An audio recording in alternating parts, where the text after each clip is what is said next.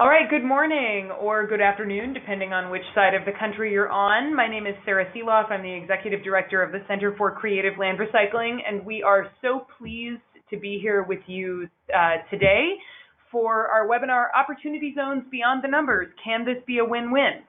So first I want to give a big thanks to our sponsor, Greenberg Traurig, for helping to make this webinar possible. The purpose of today's webinar is to build on a webinar that took place about 2 weeks ago and that was hosted by our partners at the Redevelopment Institute. And that webinar was called OZs by the Numbers. And it went into pro formas to show how opportunity zones are actually working or can actually work in different settings around the country. There's been a lot of recent press coverage about opportunity zones. And today we're featuring opportunity zone practitioners and some new perspectives about how this tool is being used in communities around the country. So how are opportunity zones hitting the ground? This is really our question for the day. And we've got a wonderful lineup of speakers to help with this. Before we get into introducing our speakers, I'd like to go over a couple of housekeeping notes. First is that there will be materials and a recording of the webinar available afterward. We'll answer questions at the end, but you can enter your questions throughout our time on this webinar, so please look to your control panel at the right of your screen for that. And then finally, please keep an eye out for a webinar survey afterward. We really appreciate your thoughts. That definitely helps us continue to deliver high-quality content like this. A little bit about CCLR, the Center for Creative Land Recycling. As many of you know, we are a technical assistance provider helping to facilitate the redevelopment of brownfields and underutilized properties all around the country. And we do that via the channels that you see on your screen here, webinars like this one, workshops, one-on-one assistance. So if you have a question, call us. You can find us and follow us on social media. And with that, I'd like to introduce our speakers. So first up, you're going to hear from Brad Carney, who is a partner at the law firm of Maraziti Falcon, LLP. He's located in New Jersey. And Brad is going to give us a regulatory update on the Opportunity Zones program. He has been attending public hearings hosted by the Department of Treasury and has an ear to the ground for what is happening with this program. Next up, we have Elly Walkowiak, who is coming to us from the City of Tacoma, Washington, where she's the Assistant Director of Economic Development. And I should note here that in addition to a long and storied career in public service, working on issues of land use planning, redevelopment, and economic development, Elly is also a recipient, a 2017 recipient of the Brownfield Leadership Excellence in Public Service Award. So that was an award that was given by CCLR, and we're so pleased to have Elly with us today. And then finally, last but not least, we have Curt Toll, who's managing shareholder at the Philadelphia office of Greenberg Traurig. And Curt is a specialist in risk management. So he advises developers and corporations on a variety of complex redevelopment projects, environmental liability transfers. Curt is going to wind things up for us with a case study about an exciting opportunity zone project that is happening in Philadelphia. And so before we dive in and hear from Brad, I'd like to just note that for those of you who are going to be at the National Brownfield Conference next week in Los Angeles, that Curt and Elly will both be in attendance. So this is a great opportunity to hear what they have to say, get in touch, and get a chance to meet them in person next week. There will also be a gathering for people who are interested in opportunity zones and specifically in qualified opportunity funds managed by local governments. And that meeting will be happening, it's an affiliate event that will be happening the morning of Thursday, December 12th, from 7 to 8:30 in the morning at the JW Marriott. So again, I will make an announcement about that at the end, right after we do questions. Again, for your questions, continue to write them down for us throughout the presentation. And without further ado, it is my sincere pleasure to hand things off to Brad Carney. So Brad, take it away and tell us the latest in regulatory updates. Yes, thank you very much. So my presentation is basically just going to go through some of the real basics of the statutory framework and then the draft round regulations that have been put out for public comment by IRS and Department of Treasury. So at the end of the year of 2017, the Tax Cuts and Jobs Act was amended with two sections, 1400Z1 and 1400Z2. And the purpose of those was basically to set up the Qualified Opportunity Zone program to encourage economic growth and investment in the Qualified Opportunity Zones. Next slide. So the two sections, I'm just going to call them Z1 and Z2 for short. Z1 basically set up the Qualified Opportunity Zones. There's over 8,700 of them. It's based on 2010 census data. And the designations themselves have a 10-year lifespan. The designations will expire automatically at the end of December of 2028. However, under the draft regulations, the benefits don't necessarily expire for at least the 10-year appreciation of the property to be sold at zero federal capital gains tax.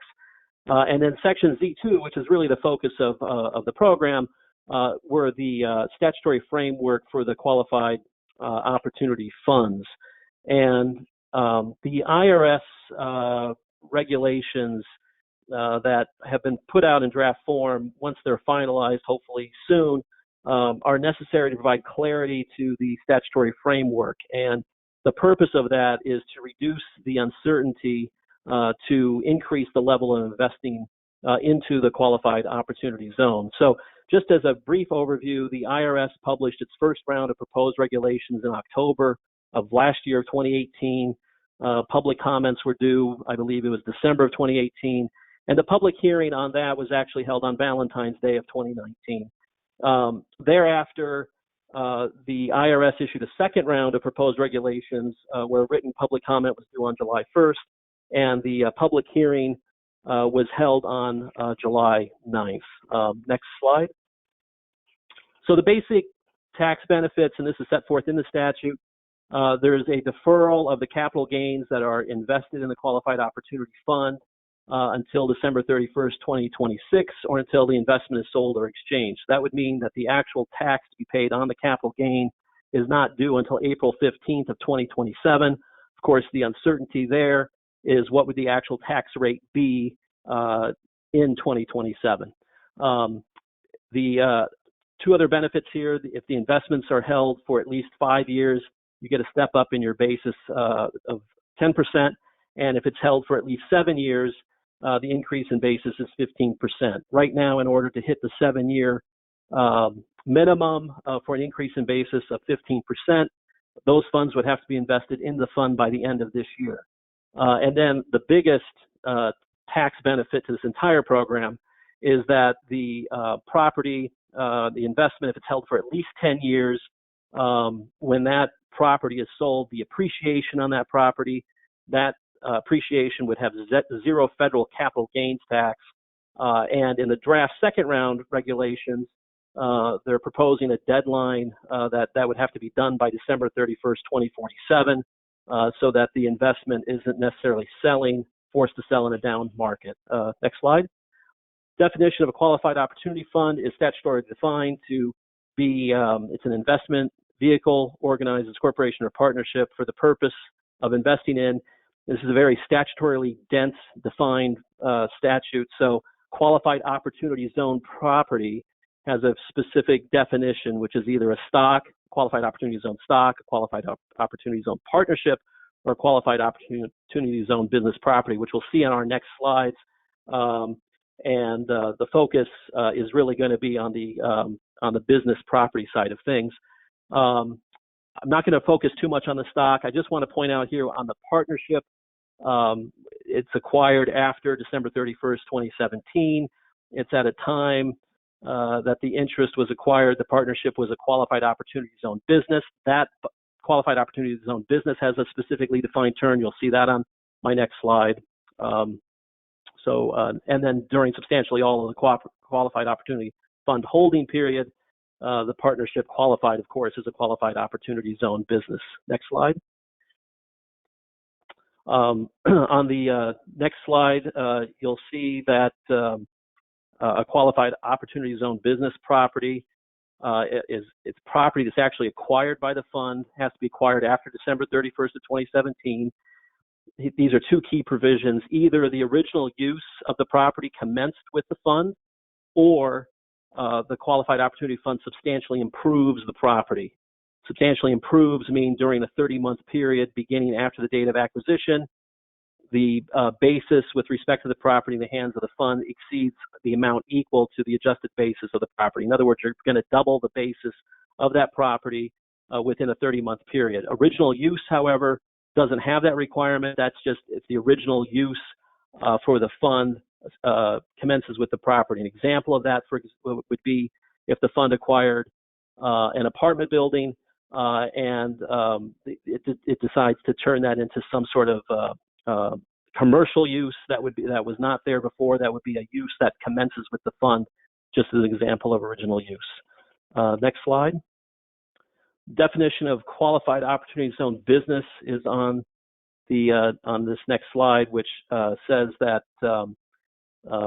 substantially all of the tangible property is owned or leased by the taxpayer where at least 50% of the total gross income is derived from active conduct of the business.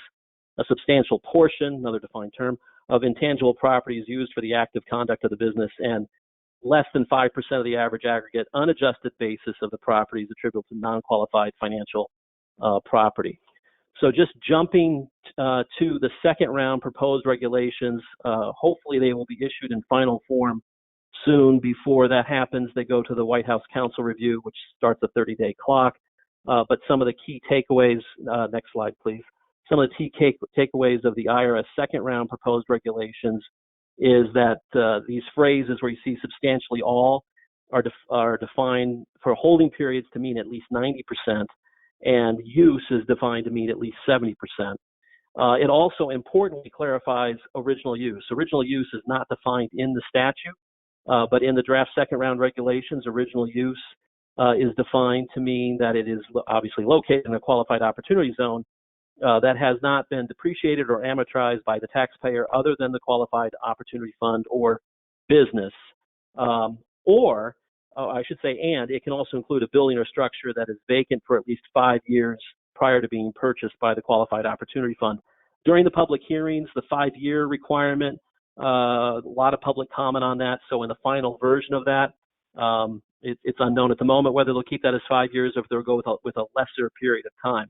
In the first round regulations, a lot of people were advocating for 1 year, which the IRS and Department of Treasury are going to go definitely longer than 1 year, but there was a lot of hope that it would be less than 5 years.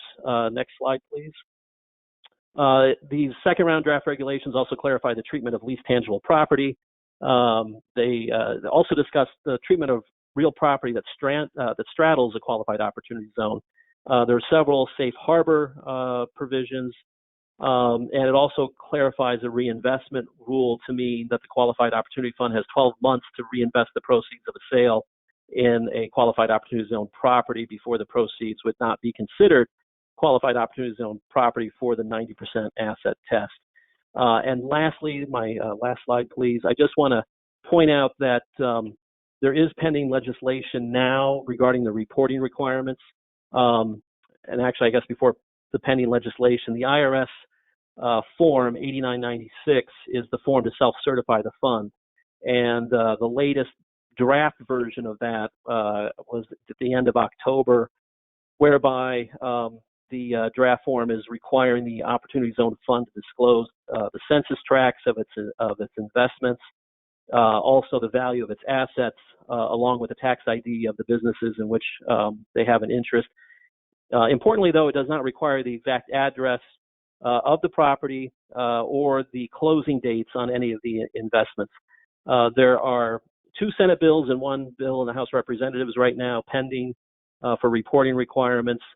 Really the purpose of that is to allow the IRS to collect information that would help evaluate how the tax benefit improved economic opportunities for residents are occurring in the opportunity zones, because that was not addressed in the original legislation. So that concludes my presentation. I know it's a lot of information in a short period of time, and I thank you. Excellent. Thank you so much, Brad. And so I'd like to hand things over to Elly, who is going to tell us about what's going on in the city of Tacoma as it relates to opportunity zones. Elly, take it away. Thank you, Sarah and Brad.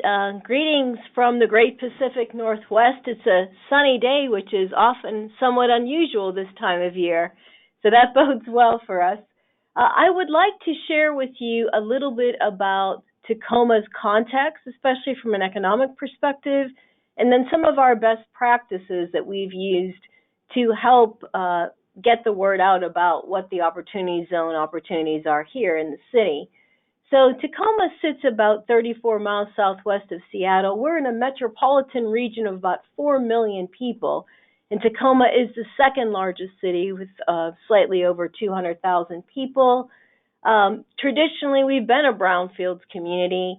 In fact, about 20 years ago or so, we ended up cleaning up the Foss Waterway at $100 million with manufactured gas plants and copper smelters and timber-related industry types of industry. So you can imagine how that industrial legacy has had its imprint on this community, especially in a port city as well.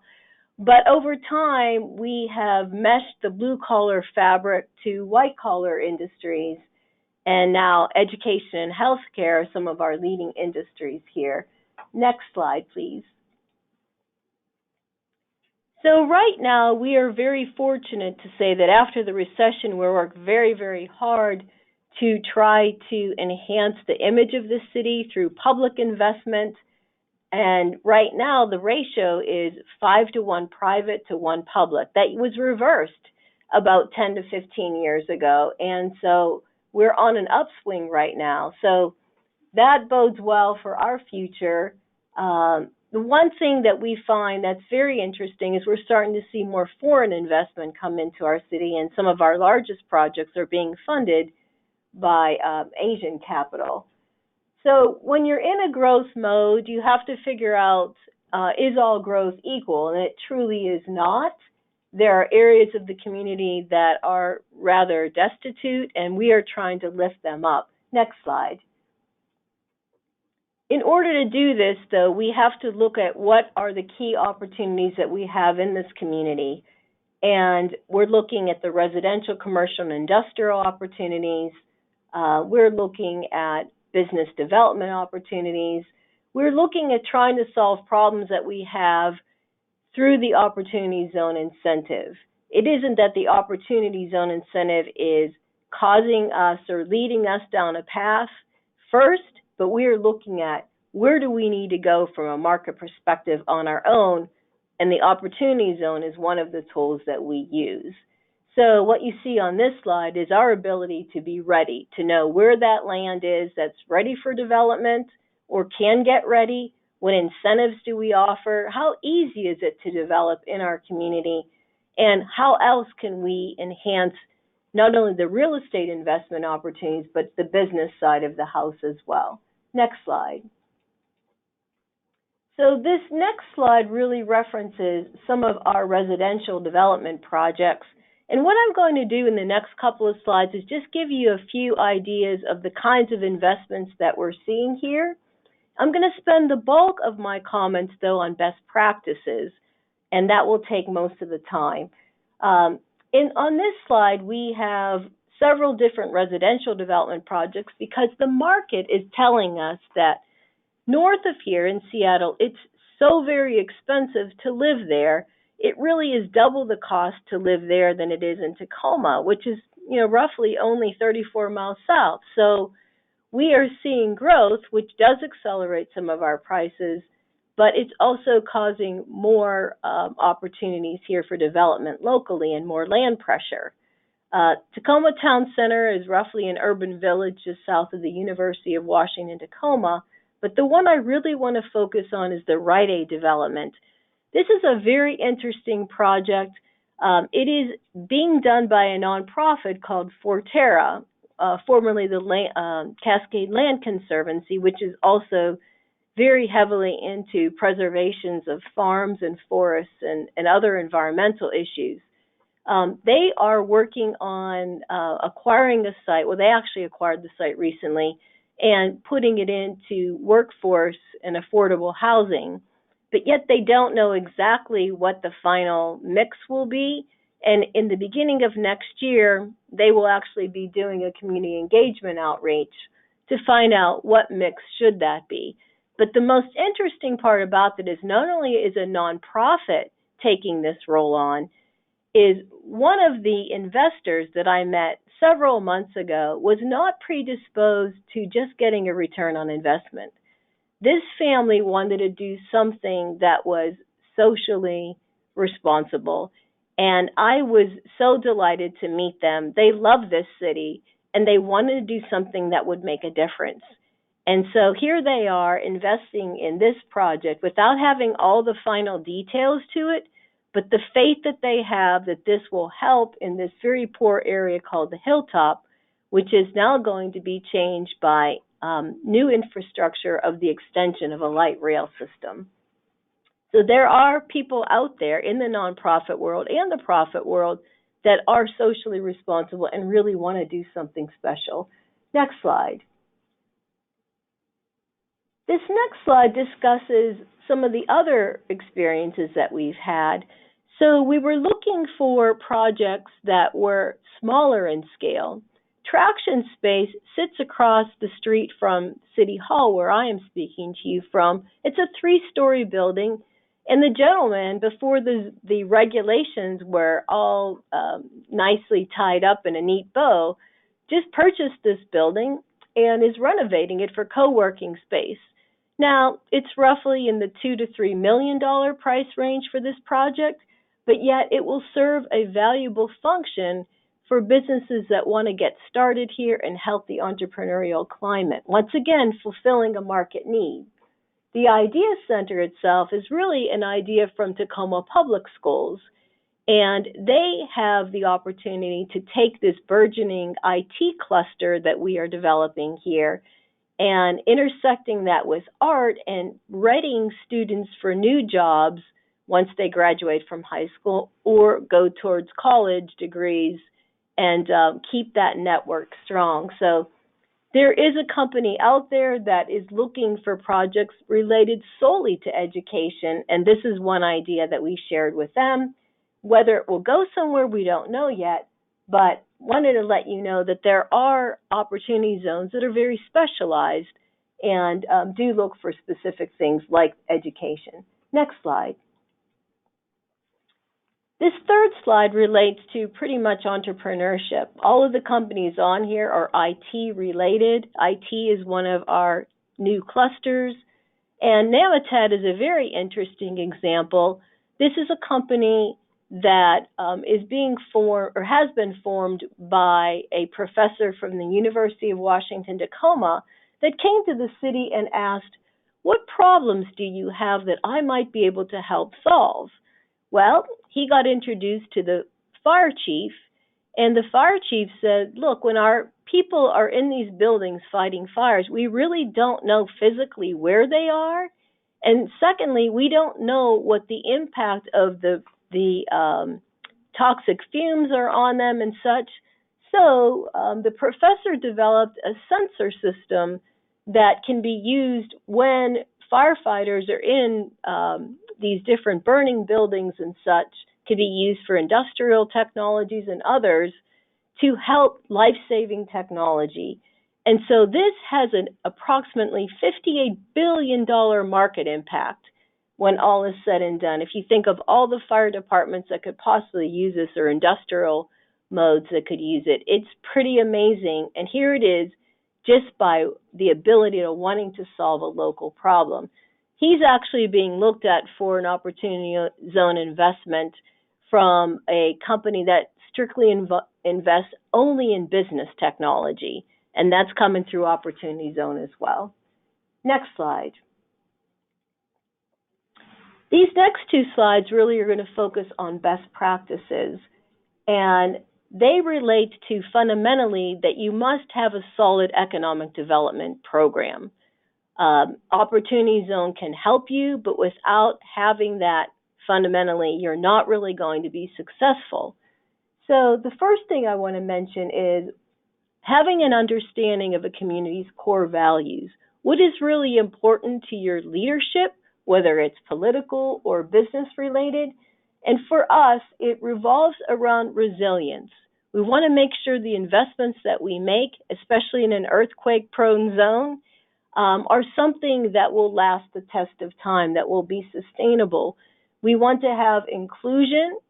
We are a very heterogeneous, very diverse ethnically and otherwise culture in the Northwest here, and that really creates some wonderful opportunities for innovation, which is another core value.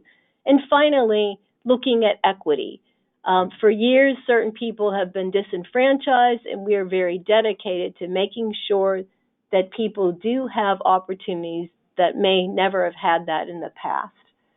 The priorities we have for this community are clear. It is education, preparing people for the workforce of the future, continuing to invest in our infrastructure, and dealing with this incredibly challenging opportunity of affordable housing. Next, I want to tell you about community engagement. We do not operate in a vacuum here. We look at trying to reach out to find out what is most important to the community, and we are very fortunate that we just finished our new economic development strategic plan that is being integrated with the city's overall Tacoma 2025 plan. And so it's an exciting time to have all of these different plans align so that we as a community are going in the same direction. Next, it's really critical that opportunity zones look at what the investor's motivation are. You cannot try to sell where there's a need, where there isn't some type of return, primarily economic, but there may be a social return, an environmental return. Those things are really critical, and each investor has a different motivation. To be investor in Tacoma, you're really going to want to say, well, I'm looking at the livability of this community, which is very high. It's affordability, and in this region, it is one of the most affordable communities here. What does it do for its future? What educational offerings does it have? What kind of health care does it have? What are the transportation and international trade capabilities? All of these are market opportunities for people to want to come in here and invest. And also, from a cultural standpoint, our outdoor recreation, our artistry, and our growing technology prowess adds to that complement of a variety of reasons why people would want to invest in this community. I urge you to figure out why would they want to invest in your community and really play on that. And finally, from this slide, having a solid foundation. We also had a problem in this community, and that was we had run out of publicly owned sites to develop. And so what we ended up doing with each of our opportunity zones is we literally drove every single street, and we had our GIS team help us figure out where we could find new opportunities, where we could approach the private sector. And so last Christmas, we wrote a letter to all property owners with commercial property in the zones and said, good luck. Guess what? You are in an opportunity zone. That means possibly a great benefit to you individually or as a partner or, working with a new owner. And so this year, beginning in 2020, we're going to reach out to those who we think have the best potential through our field scan and find out whether they'd be willing to sell their property, partner with someone, or in fact, even do something themselves and put that foundation under them so that they can get that accomplished. You also need to have all the other things that are critical here as a foundation with your permitting, your infrastructure, some incentives, and most fundamentally, the political support. Next slide.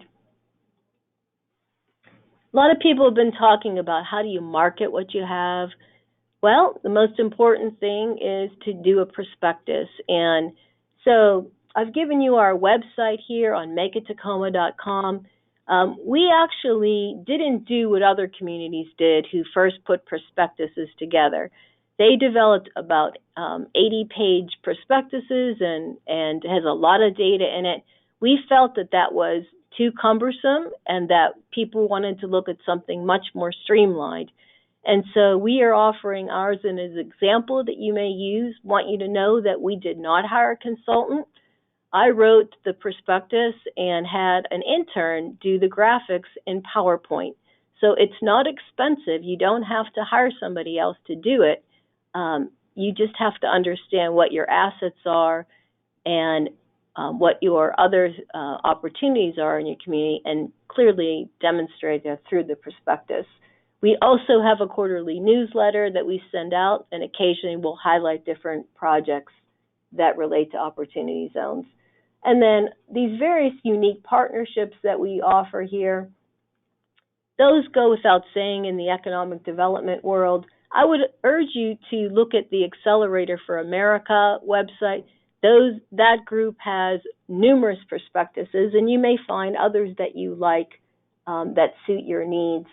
And also working with the nonprofit sector, we've worked through our congressional representatives to hold meetings with them, because they will find a different group of investors than the typical ones that you may have outreach to. And finally, understanding what we have available in terms of tracking and evaluation. Next year, we're going to create a list of which opportunity zones are most effective, where are we seeing the best traction and why, so that we can help develop this program over its 9 to 10 year lifespan. And our final slide here is, I put a photo in here to give you a sense of where we are. This is Mount Rainier at sunrise, and it is one of inspiration to us all. We live in a very beautiful place here, and we are blessed by the natural resources that are here. But I've worked in communities all across the nation, and really the most important thing is the people's passion for the community, their willingness to look at the beauty of what it is and what it's offered. It doesn't have to be a physical environment. It could be something else about how the people work together and support each other, and are determined to succeed. And I just want to let you know, on the weekend I was watching football, and there was an incredible story about an opportunity zone investment project in Coatesville, Pennsylvania, which is 39 miles west of Philadelphia.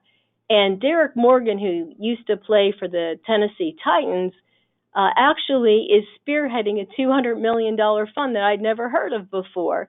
The key that he is doing is that he came back to his hometown, and he's taking a former steel mill and trying to do something with it, to refurbish it. And that is amazing, because I will tell you, the motivation that people have from the connection to their community is so much more powerful than anyone could ever realize. So look for that. It's in your communities if you find it. Thank you so much.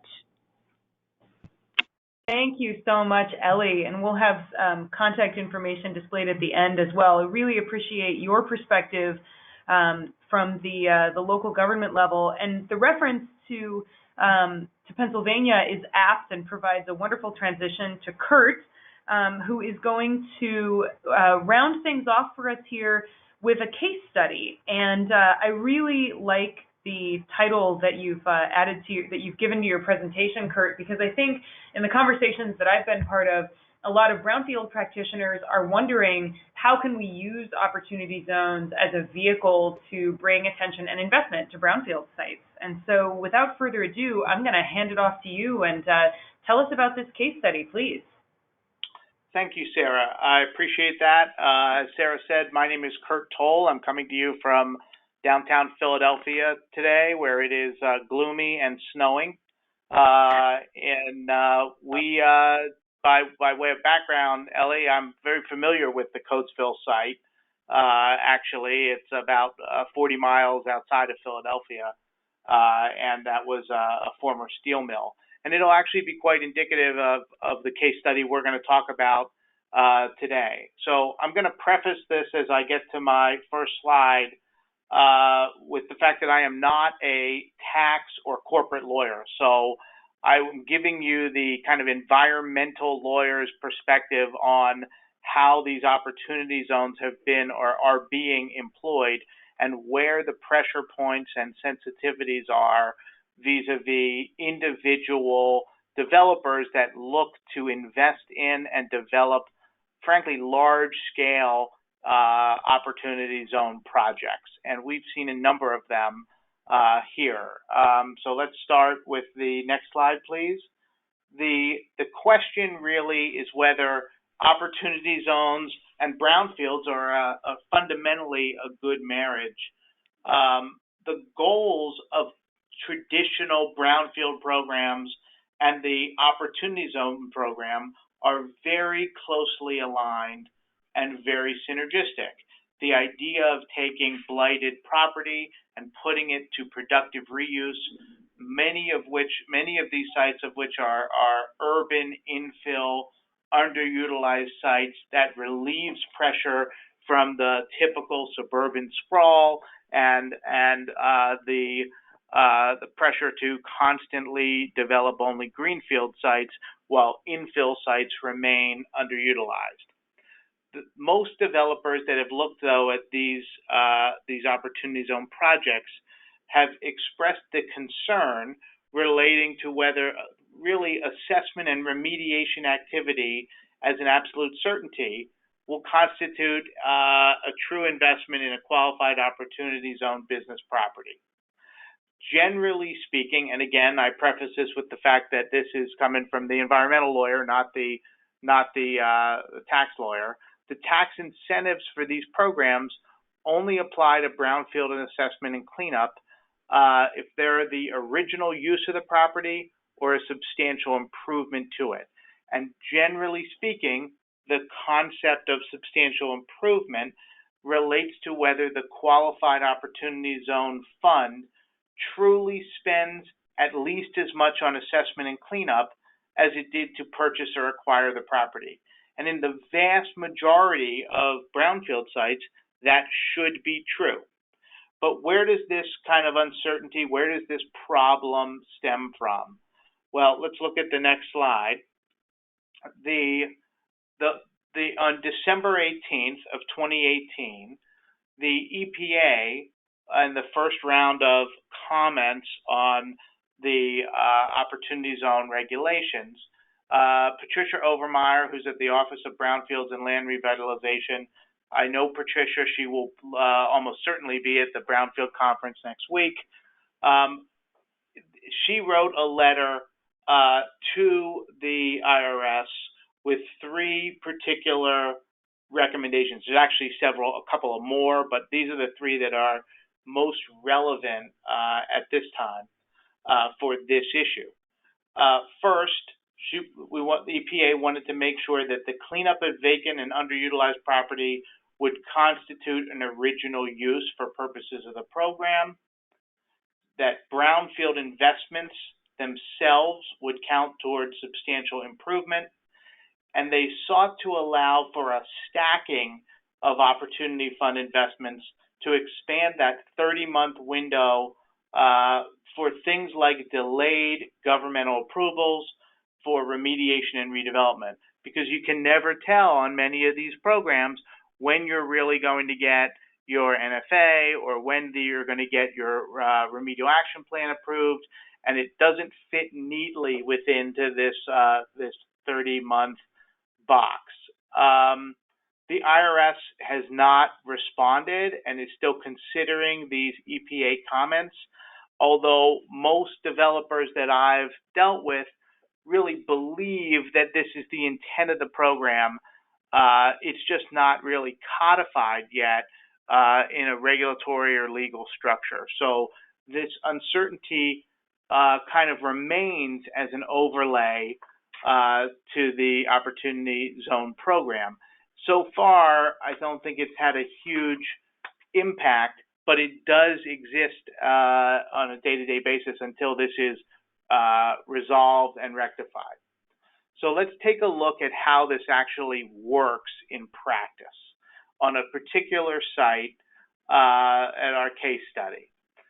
The slide you see in front of you is the former Bud Manufacturing Company site in the Hunting Park, Nicetown section of Philadelphia.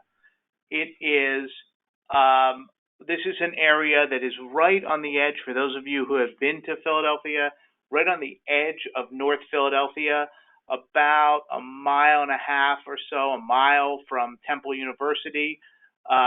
Really an area that is one of the most poverty in the country in the North Philadelphia region.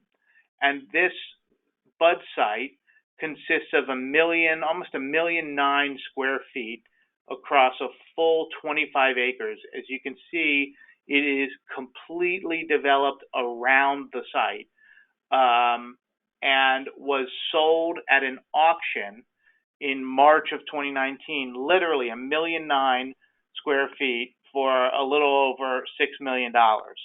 And it was sold because there were major tax and utility delinquencies and liens. This was a case of a bankrupt orphan site, your traditional brownfield, with a significant orphan site where there were no financially responsible parties to perform the cleanup, and the site had been unused since 2003.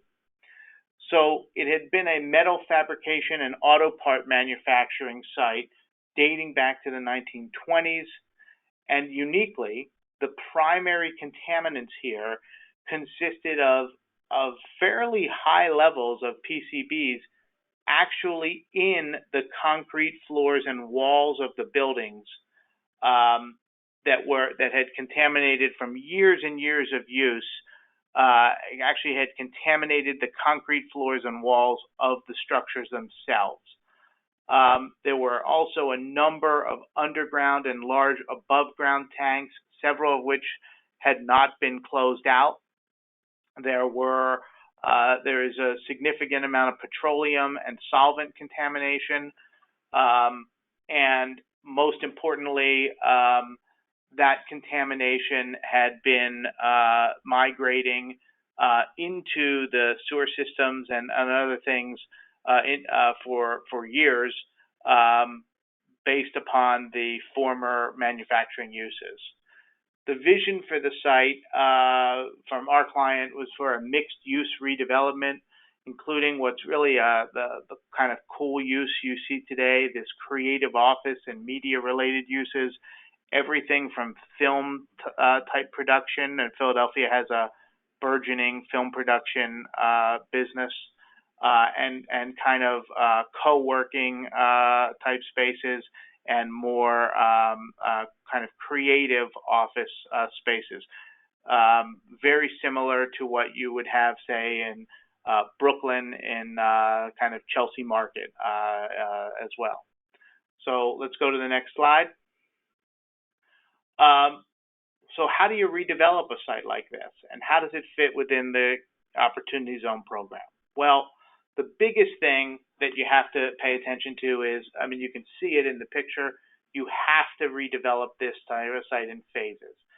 Due to the massive size of these buildings, you may need to redevelop various portions of a building or a floor of a building at a time as an individual phase, while you wait for the other pieces to either lease up or get tenants or absorb into the market. So flexibility in the development is absolutely critical for a site like this. And most importantly, we used multiple Opportunity Zone Fund entities to accommodate the different phases of the project, sales or leases of specific portions of the site, and potentially very different investor groups. So we could sell off one tax parcel or one building or subdivide accordingly. And the remedial work has to conform to that phased nature of the redevelopment. You need time and you need flexibility. This site, for 1,000,009 square feet in this area of North Philadelphia, is very likely going to be a 10 or even a 15-year build out over time. Let's go to the next slide. So how do you deal with those types of risks in practice? This photo is actually an interior of one of the buildings. I'm happy to report that I did this site walk myself and survived. This is actually what it looks like a few months ago when my client acquired the site. Uncapped and unquantified environmental risk kills any type of investment. So the key to this effort was to quantify and manage the risks associated with both the discovery of unknown pollution conditions and the regulatory process for when and how known conditions, primarily that PCB concentrations that are in the concrete of these buildings as we seek to occupy them, would be dealt with. And so the challenge here was how to deal with the known PCB impacts. So the first thing we tried to do was to go into Act 2, which is Pennsylvania's voluntary cleanup program.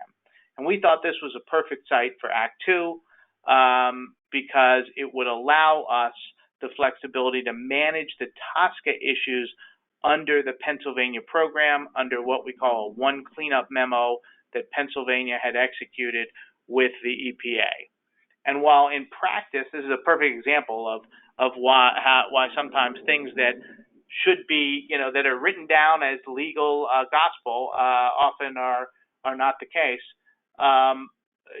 That's exactly proper under the law, but the Pennsylvania Department of Environmental Protection felt very strongly that accepting a site like this, where the primary impacts were interior of buildings, and particularly these size buildings, would be a very bad precedent that would open up Act 2 to a whole other host of buildings that they didn't want to address under Act 2. And so we ended up negotiating an EPA administrative order on consent that was both done under RCRA and TSCA, the Toxic Substances Control Act, and that allowed us to adopt phased work plans and closures to literally remediate and identify individual phases of a site, even within buildings, to provide security for the overall site and appropriate mitigation measures, and to achieve closure in phases. It allowed us to post financial assurance that was geared toward what I call buttoning up or providing security and eliminating exposure pathways to people should we default or not perform. And it allowed us to address the non-PCB issues under the Act 2 or Act 32, the tank program in Pennsylvania. So we set a structure for how to deal with our known impacts in a regulatory document with EPA. It had both the flexibility and the time that we needed to address. So let's move forward to the next slide. The key to making the rest of this work was a very heavily manuscripted, site-specific pollution insurance program. And that had to address the site redevelopment risks. And we really did that in two phases. First, when my client acquired the site in March of this year, it did what I call a baseline policy.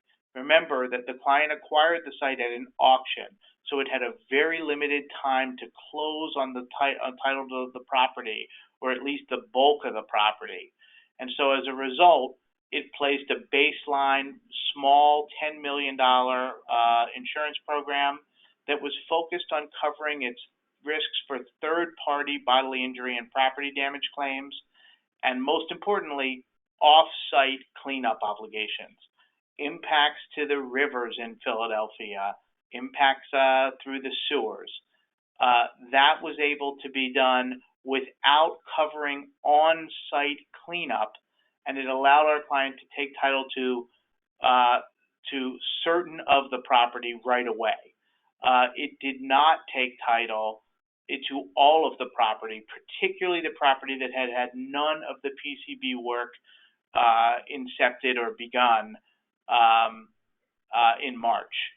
Instead, it took title to those properties in October, just last month, after the EPA document had been put in place, after the regulatory framework for how to deal with the known PCB impacts was negotiated and executed. And so those what I call the hunting park buildings, those are the properties that were not done in time. And so the redevelopment program addressed all of the things you see here: on-site cleanup coverage, unknown pollution conditions, 10-year term, and a $50 million limit.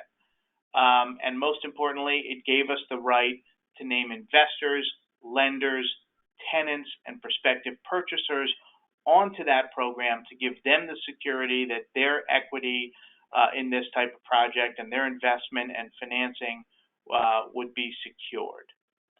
I think that is the summary. Do we have the last slide, I think? So there you go. I believe, thank you for your time and for allowing us to walk through it. Appreciate it. Wonderful. Thank you so much, Curt, and thank you to Brad and Elly as well. We've got a couple of questions that have come in during the presentation, and so please enter your questions into that control panel. I'm going to get started going through these. So one question first for Brad.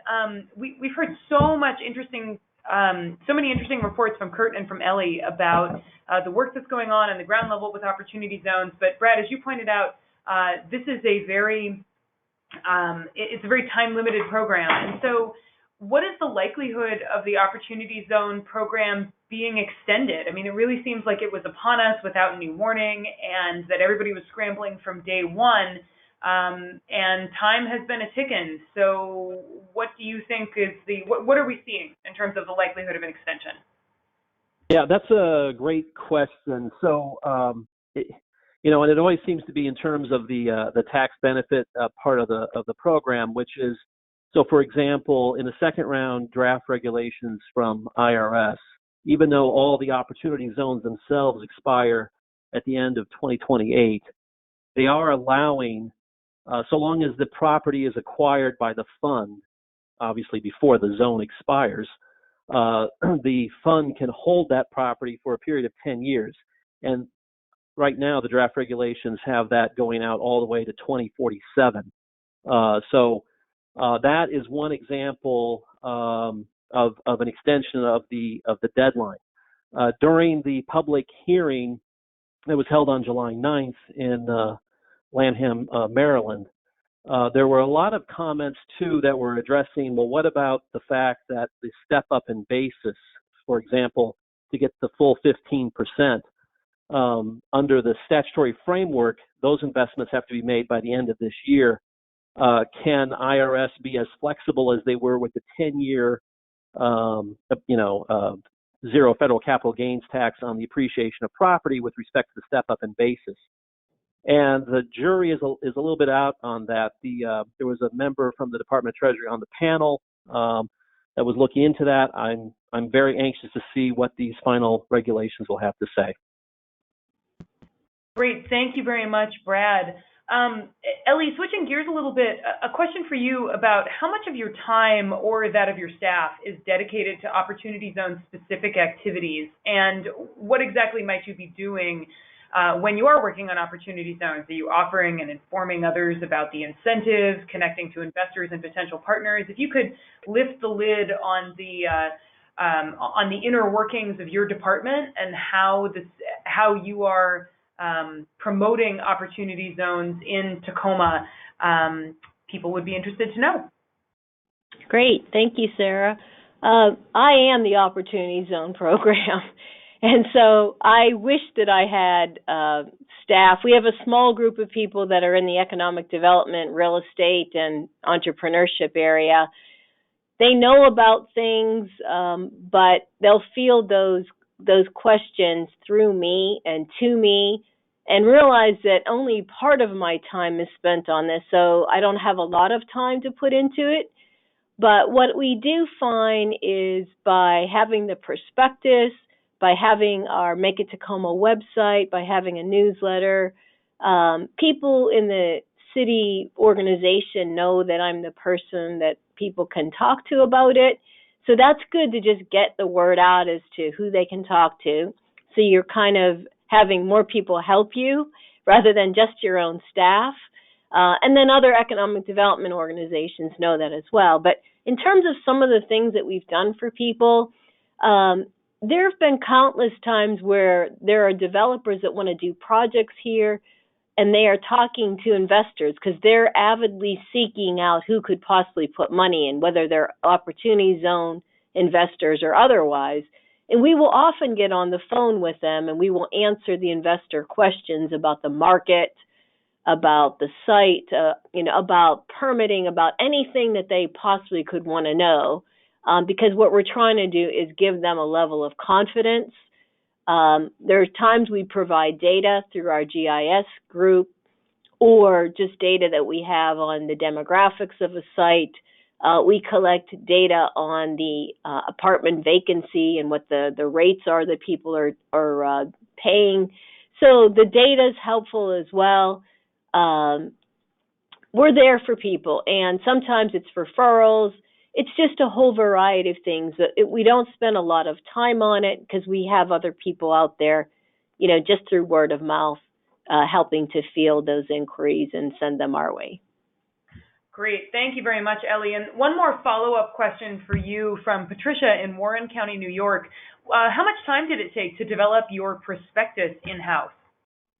Well, my boss was on my case, I have to admit to you, saying, when are you going to get that done? Because I had to do it before we went to the Accelerator for America event last March.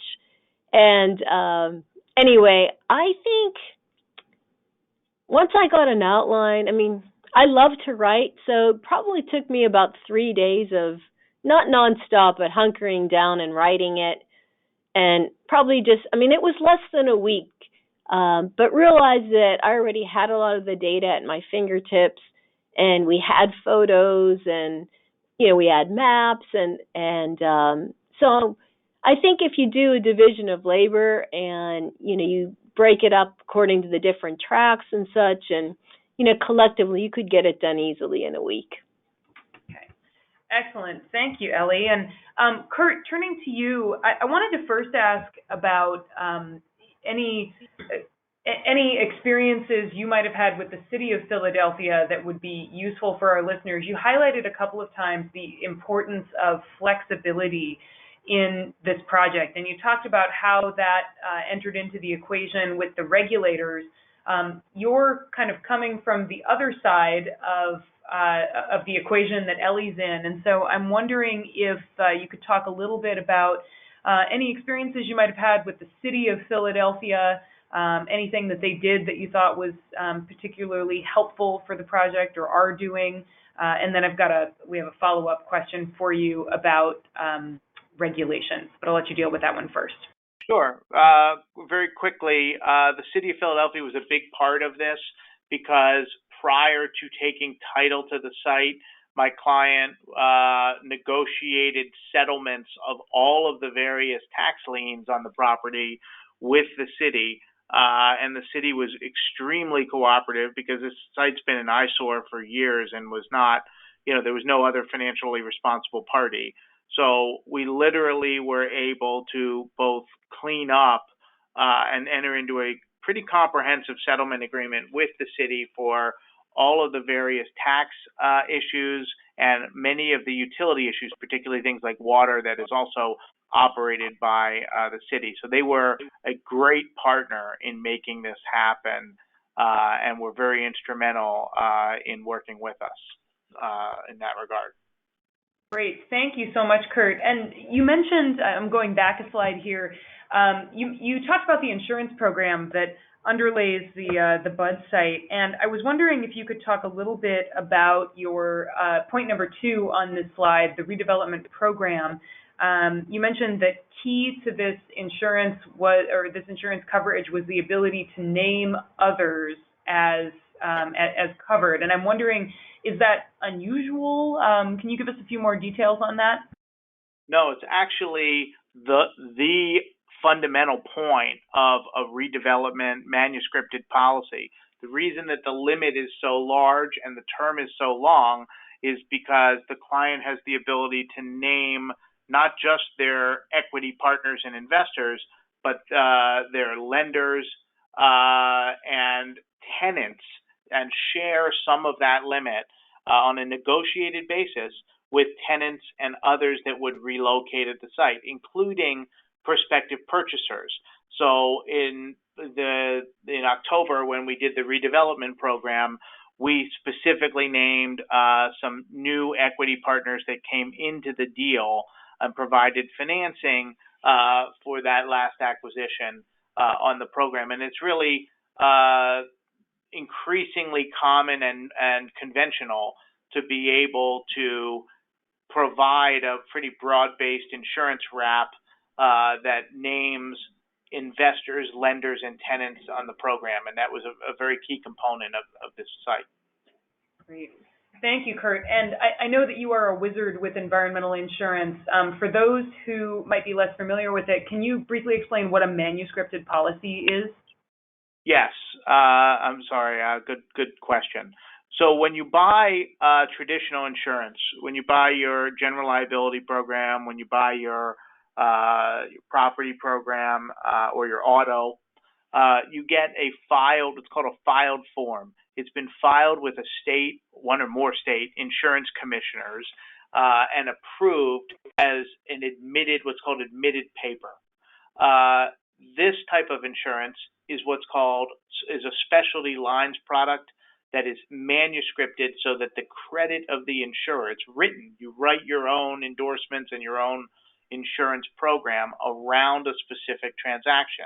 And in exchange for doing so, you usually pay a tax called a surplus lines tax to the state where that risk is written in order to be able to do that. And that's why the insurance is narrowly tailored to this site and this risk, and carefully, what we call manuscripted, carefully written to that transaction. Excellent. Thank you so much. I want to go back a couple of more slides, and Brad, you may have some thoughts on this as well. Curt, I'm looking at your comments about Patricia Overmeyer's letter from the EPA Office of Brownfields over to the IRS, and we have a question here asking, if the IRS were to accept these comments from the Brownfields office that are here on the screen, what do you think the basis for the investment would be, i.e., what would the starting and ending points of evaluation be to determine substantial improvement? Or would it be pre and post appraisals, like maybe an as-is appraisal at the beginning with anticipated remediation costs compared with a post-cleanup appraisal, or is it the actual sunk costs? Any thoughts about, I recognize that you're not a tax attorney, but just any thoughts you might have on this front?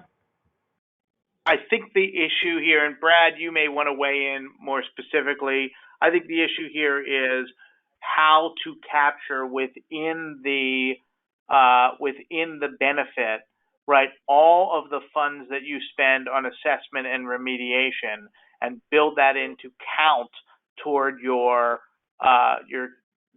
opportunity zone investment.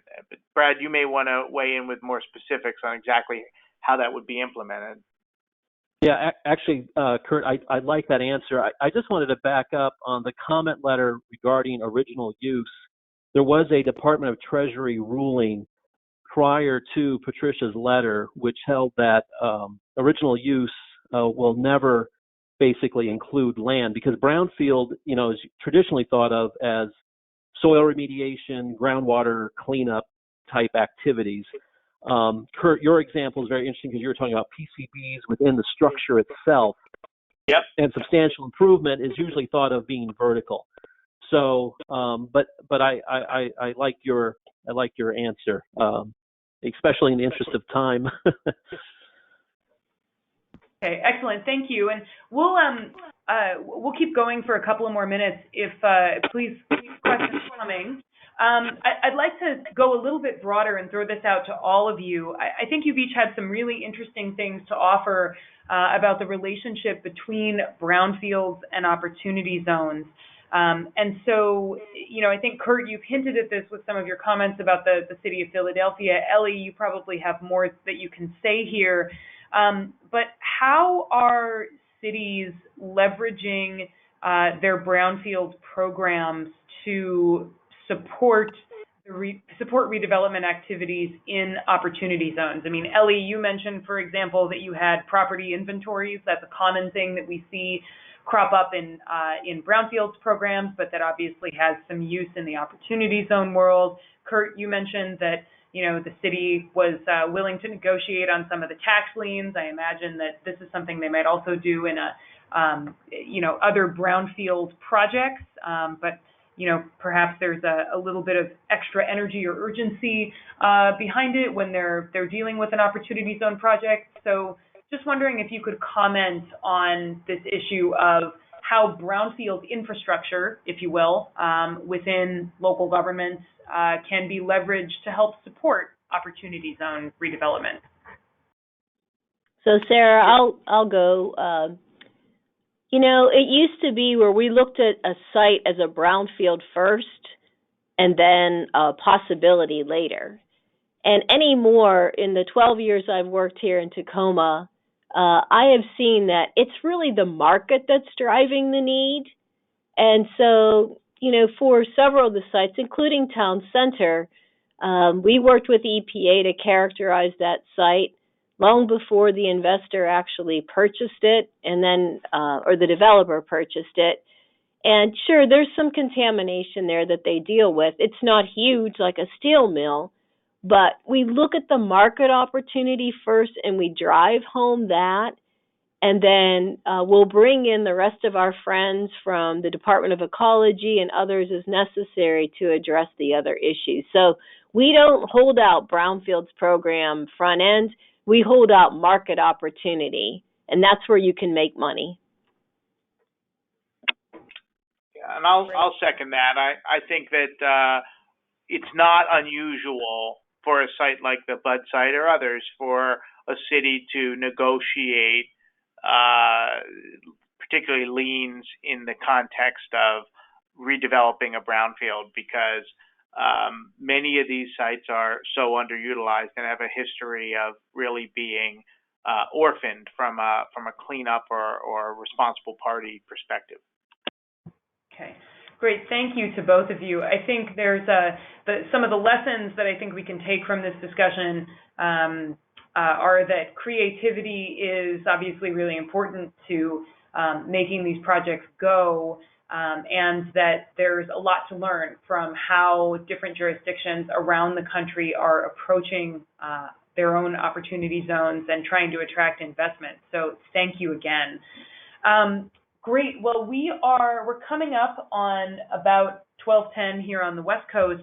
So I just want to underscore one more time for those of you who are listening that, I would encourage you to please get in touch with our speakers. Remember that Curt and Elly will both be at Brownfields 2019 next week in Los Angeles. And again, for those who are curious about joining a conversation focused on qualified opportunity funds managed by cities, there will be a meeting coordinated by Michael Taylor of the Redevelopment Institute, our partner in this webinar series, and that will take place the morning of Thursday, December 12th, 7 to 8:30 a.m. at the JW Marriott Hotel. I want to thank, again, Greenberg Traurig for helping to power this webinar. Thank you to all of our speakers, Brad, Elly, and Curt, for bringing your fantastic experience and stories to the fore. We've had a very engaged audience that has stuck with us throughout this entire presentation. And so let's make sure that the conversation doesn't stop here. The Redevelopment Institute and CCLR staged this webinar series deliberately at this time of year because we wanted to have these conversations prior to the National Brownfields Training Conference, for those of you who will be attending. And there are obviously more questions to be answered, and I think future developments to be anticipated. So certainly, Brad, it sounds like you're going to be watching for future regulatory developments, and that we should all keep an ear to the ground. So thank you. I do on a daily basis. Yes, thank you. And I definitely appreciate you being here as our interpreter, if you will, because it definitely seems like its own language, or akin to its own language. So great. So with that, I'm going to go ahead and bring the webinar to a close, but I want to thank everyone for attending. I want to thank our speakers again, and thank you to Greenberg Traurig for sponsoring.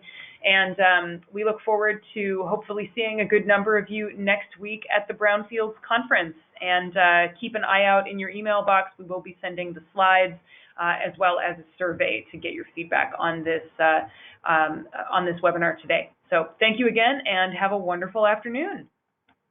Thank you. Thank you. Okay, thanks.